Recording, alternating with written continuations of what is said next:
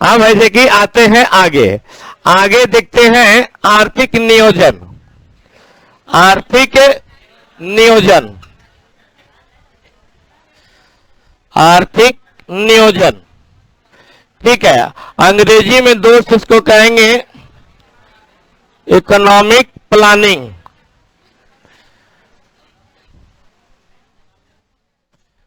Economic planning, आर्थिक नियोजन, economic planning, ठीक है, ध्यान दिया जाए। अब यहां पे हमें देखना यह है कि प्लान की आवश्यकता कब होती है। प्लान शब्द का सर्वप्रथम है कब और किसने प्रयोग किया, भारत में, वर्ल्ड में। तो यहां पर हम लोग यहां से शुरू करते हैं, ठीक है। प्लान तो आपको बताए थे, इकोनॉमिक्स की परिभाषा उसी से शुरुआत होता है। हमारे पास लिमिट संसाधन है और अनलिमिटेड इच्छाएं को पूरी करना होता है। इसके लिए जो हम प्रक्रिया अपनाते हैं, है ना, वो सारे प्रक्रिया इकोनॉमिक्स के अंतर्गत ही आते हैं, उसी को इकोनॉमिक्स कहते हैं, ठीक है। फिर ध्यान देते हैं, अगर हमारे पास संसाधन ज्यादा है और मांग ज्यादा है तो कोई प्लान, कोई इकोनॉमिक्स की जरूरत नहीं होती है। लेकिन हमारे पास अनलिमिटेड इच्छा है, मांग है, और लिमिटेड हमारे पास क्या है, रिसोर्सेज है, संसाधन है, तो हम एक प्लान के द्वारा इसको क्या कर सकते हैं, संपन्न कर सकते हैं, ठीक है। ध्यान दिया जाए, सबसे पहले प्लान शब्द का प्रयोग, इकोनॉमिक प्लानिंग शब्द का प्रयोग, आर्थिक नियोजन शब्द का प्रयोग, भारत में एक महापुरुष है, उनका नाम है एम विश्वेश्वरैया।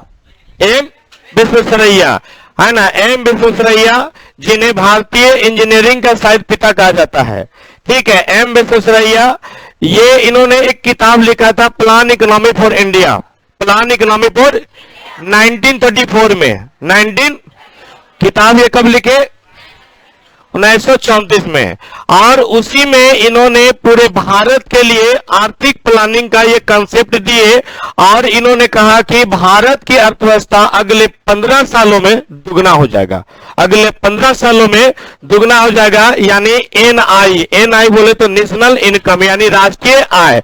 ये फ्लैट में भी क्वेश्चन पूछ देगा कि प्लान इकोनॉमी फॉर इंडिया किनकी पुस्तक है, एम विश्वेश्वरैया। आर्थिक नियोजन शब्द का सर्वप्रथम प्रयोग किसने किया, ठीक है। इन्होंने राष्ट्रीय आय को दुगना करने का लक्ष्य कितना रखा, 15 साल, ठीक है। तो ये सारा चीजें जगह यहां पे बताया। फिर इसको एक डिटेल देखेंगे। सबसे पहले हम लोग देखते हैं कि आर्थिक नियोजन के उद्देश्य क्या होता है। हम लोग प्लानिंग का है जगह उद्देश्य देख लिए, परिभाषा देख लिए। जब हमारे पास संसाधन कम हो और काम ज्यादा हो तो वहां पर एक प्लानिंग के द्वारा इसको करते हैं तो क्या होता है, संपन्न होता है, अदरवाइज नहीं होता है, ठीक है। तो प्लानिंग का उद्देश्य देखिएगा।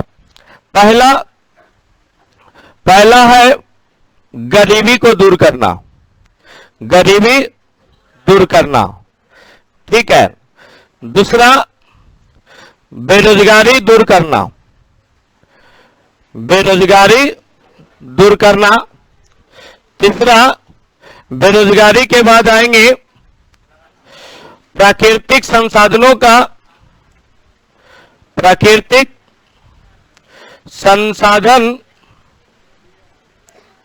संसाधनों का समुचित उपयोग, समुचित उपयोग। फिर प्राकृतिक संसाधनों का न्यायपूर्ण वितरण, न्यायपूर्ण वितरण। इसके बाद है भारत का समावेशी विकास, समावेशी विकास, ठीक है। फिर विशाल, समावेशी विकास है आर्थिक विकास करना, आर्थिक विकास करना। फिर पूंजी का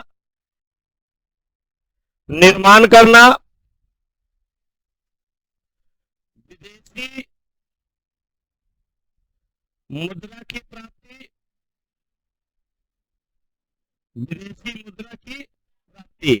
इतने सारे उद्देश्य के लिए हम लोग इकोनॉमिक प्लानिंग करते हैं।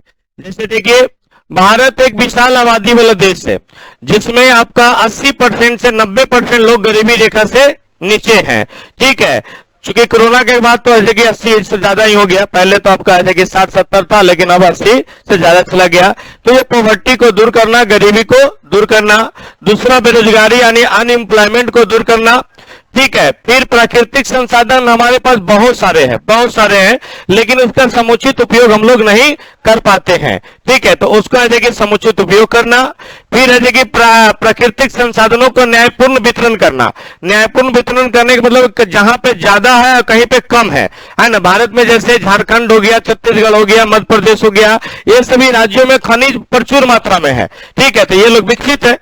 अब सबके पास अपने अपने रिसोर्सेज है, तो उन रिसोर्सेज को समावेशी विकास करने में, जैसे बिहार के पास उपजाऊ भूमि है, बिहार के पास पानी है, बिहार के पास मानव संसाधन है, और बाकी अदर के पास इतनी चीजें नहीं है। झारखंड के पास खनिज है, राजस्थान के पास बालू है, मरुस्थल है। ठीक है, तो इन सभी को न्यायपूर्ण वितरण करके बराबर जहां कम है वहां ज्यादा के तरफ से ले जाके कम तरफ देना, और कम वाला को जगह विकास करना।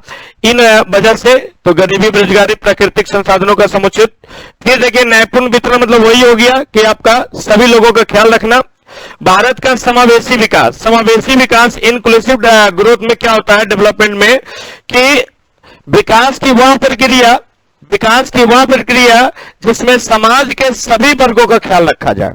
आगे बताएंगे कि भारत ने इसके पहले कितने प्लान अपनाया, सारा प्लान फेल कर गया। जैसे आपको बताएंगे कि आपका ये बॉम्बे प्लान आया 1944-45 में। बॉम्बे प्लान में बॉम्बे के 8 उद्योगपतियों ने एक प्लान दिया जिसमें सिर्फ अमीर लोगों को आगे बढ़ाने का प्लान बताया गया। तो क्या भारत में सिर्फ अमीर रहता है, उद्योगपति रहता है? नहीं, है ना। तो भारत में गरीबों को, मजदूरों को और किसानों को भी आगे बढ़ाने की बात करना होगा, तब जाके प्लान क्या होगा, हिट करेगा। ठीक है, तो प्लान हिट नहीं किया। फिर आया आगे ये मन्ना नारायण, जो गांधी जी के चेले थे, उन्होंने एक योजना दिया। तो योजना दिया, उसमें सिर्फ खाली गरीबे की बात की है, अमीर की बातें नहीं की है। तो क्या गरीबे से खाली देश चलेगा, है ना। तो ये भी प्लान ऐसे कि फेल कर गया। फिर आगे आएंगे जयप्रकाश नारायण, और उन्होंने ऐसे एक योजना देगा, सर्वोदय योजना, सर्वोदय, सबका विकास हो, सर्वोदय योजना। ये योजना हिट कर गया, और हिट करने के बाद इसी के बाद योजना आयोग की स्थापना होगा, जो वर्तमान में नीति आयोग के नाम से जाना जाता है। ठीक है, आर्थिक विकास, देश का आर्थिक विकास हो, पूंजी का निर्माण हो, क्योंकि सारा कमाल है कि पूंजी का ही है। ठीक है, विदेशी मुद्रा की प्राप्ति, क्योंकि विदेशी मुद्रा भारत के पास रहेंगे तो भारत क्या करेगा, नोट को छापेगा। क्योंकि नोट छापने के लिए क्या चाहिए, 200 करोड़ रुपए हमारे पास चाहिए, है ना। 200 करोड़ में से 115 करोड़ चाहिए सोना, और 85 करोड़ चाहिए कैश। 85 करोड़ विदेशी मुद्रा आपके पास सेविंग होना चाहिए, और 115 करोड़ का चाहिए पूंजी, यानी सोना आपके पास रहेगा, तब जाकर के आप क्या कर सकते हैं, वो नोट को छाप सकते हैं। ठीक है, नोट छापने के दो विधियां हैं। एक है कि मैक्सिमम, इसको क्या कहते हैं, नगद आरक्षित, तो सीआरआर है ना।